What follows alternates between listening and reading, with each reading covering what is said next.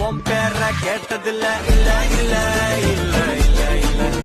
நீ அழைப்பாயன நான் இங்கு காத்திருக்கிறேன், என்னை மணப்பாயன நான்